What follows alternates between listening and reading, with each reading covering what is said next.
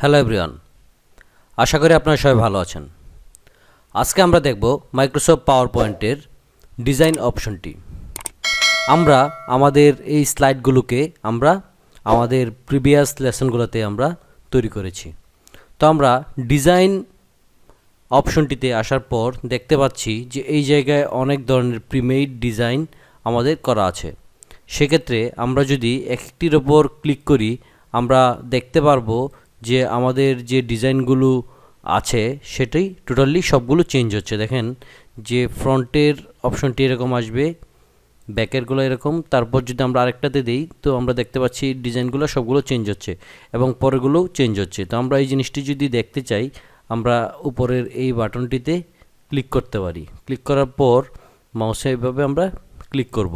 Click করার মাধ্যমে আমরা দেখতে পাচ্ছি যে এই আমাদের ডিজাইনটি হয়েছে। তো এইভাবে আমরা আমাদের বিল্ট ইন অনেক ধরনের ডিজাইন এই জায়গায় করা আছে, সেই ডিজাইনগুলো থেকে আমরা আমাদের ইচ্ছে মতো চুজ করতে পারি। তো আমরা ধরে নিলাম যে এই ডিজাইনটি আমরা নিব। নেওয়ার পর আমরা দেখতে পাচ্ছি যে ফ্রন্ট যে পেজটি থাকবে এটা এভাবে আসবে, সেকেন্ড পেজটি এরকম আসবে, থার্ডটি এভাবে আসবে এবং ফোর্থ পেজটি এভাবে আসবে, 50 এভাবে আসবে। তো এভাবে আমরা ডিজাইনগুলো করতে পারি। আবার দেখতে পাচ্ছি যে আমাদের ডিজাইনগুলো চেঞ্জ হচ্ছে। তো এই অপশনের মাধ্যমে কালার অপশনের মাধ্যমে আমরা আমাদের যে কালারগুলো ছিল পূর্বের সেটি আমরা চেঞ্জ করতে পারি। তারপর যে অপশনটি আমরা দেখব ফ্রন্ট, আমরা আমাদের যে লেখার যে ফ্রন্টগুলো আমরা ইউজ করেছি, আমরা ইচ্ছে করলে এই জায়গা থেকে আবার আমরা ফ্রন্ট চেঞ্জ করতে পারবো। তারপর যে আরেকটি অপশন দেখব ইফেক্ট, আমরা বিভিন্ন ধরনের ইফেক্ট এই জায়গায় অ্যাড করতে পারি। তো আমি যদি চাই যে এই ইফেক্টটি এই জায়গায় দিব, তো আমরা দেখতে পাচ্ছি যে এই ইফেক্টটি এই জায়গায় চলে এসেছে। তো এভাবে আমরা বিভিন্ন ধরনের ইফেক্ট আমাদের ডিজাইনে আমরা ইউজ করতে পারি। তারপর আরেকটি অপশন আমরা দেখব ব্যাকগ্রাউন্ড স্টাইল। তো আমাদের এই জায়গায় আমরা বিভিন্ন ধরনের ব্যাকগ্রাউন্ডের স্টাইল আমরা দিতে পারবো।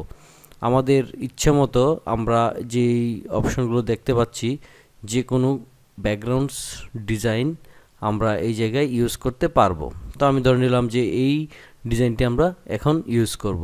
তো এইভাবে আমরা আমাদের ডিজাইনগুলোকে মডিফাই করতে পারি যাতে আমাদের প্রেজেন্টেশনটি দেখতে ভালো লাগে।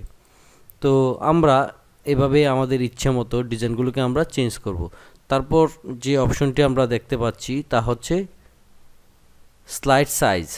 এটা আমাদের ওয়াইড স্ক্রিন 16:9 অপশনে আছে। আমরা এটা যদি চাই স্ট্যান্ডার্ড অপশনে 4 আমরা যদি এটি স্ট্যান্ডার্ডে নিয়ে আসতে চাই, তো আমরা এটিকে স্ট্যান্ডার্ডে মিনিমাইজ করতে পারি। তো আমরা এভাবে এটি দেখতে পাচ্ছি যে এটি স্ট্যান্ডার্ড অপশনে চলে আসছে। আবার এটিকে আমরা আগের অবস্থায় এভাবে ফিরিয়ে নিতে পারি। তো এভাবে আমরা আমাদের অপশনটিকে চেঞ্জ করতে পারবো। তো আমরা আজকে দেখতে পারলাম যে খুব সহজেই আমাদের প্রেজেন্টেশনটিকে খুবই আকর্ষণীয় করার জন্যে এই ডিজাইন অপশনটি কাজ করে থাকে। এই ডিজাইন অপশনের মাধ্যমে আমরা বিভিন্ন ধরনের ডিজাইন এই জায়গায় দেখতে পাচ্ছি।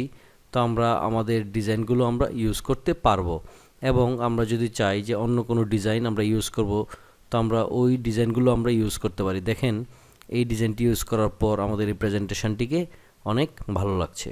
তো আমাদের প্রেজেন্টেশন অনুসারে আমরা আমাদের এই জায়গায় অনেক ডিজাইনের ভিতর থেকে আমাদের কাঙ্ক্ষিত ডিজাইনটিকে আমরা খুঁজে বের করে নিব। তাহলে আমাদের প্রেজেন্টেশনটি অনেক সুন্দর লাগবে। আরেকটি ব্যাপার যদি আমরা দেখি, এই জায়গায় আমরা ফরম্যাট ব্যাকগ্রাউন্ডের মাধ্যমে সলিড ফিল, গ্রেডিয়েন্ট ফিল এই অপশনগুলোর মাধ্যমে আমরা কাজ করতে পারি। তো মেইনলি আমাদের যে কাজটি করতে হবে যে আমাদের ডিজাইনের একটি আউটলুক দেওয়ার জন্যে আমরা আমাদের এই ডিজাইন অপশন থেকে যে বিল্ট ইন ডিজাইনগুলো আমাদের করা আছে সেগুলো থেকে আমরা আমাদের প্রয়োজন মতো ইচ্ছে মতো আমরা ডিজাইনগুলোকে চেঞ্জ করে দিব যাতে আমাদের প্রেজেন্টেশনটি আরেকটু সুন্দর হয়। তো আমরা দেখতে পাচ্ছি যে এইভাবে যদি আমরা প্রেজেন্টেশনটিকে শো করি তো এটি নতুন একটি মাত্রা দিবে। তো এই ছিল আজকের বিষয়বস্তু। আমরা এই ডিজাইন পোর্শন নিয়ে বাসায় আমরা স্টাডি করব।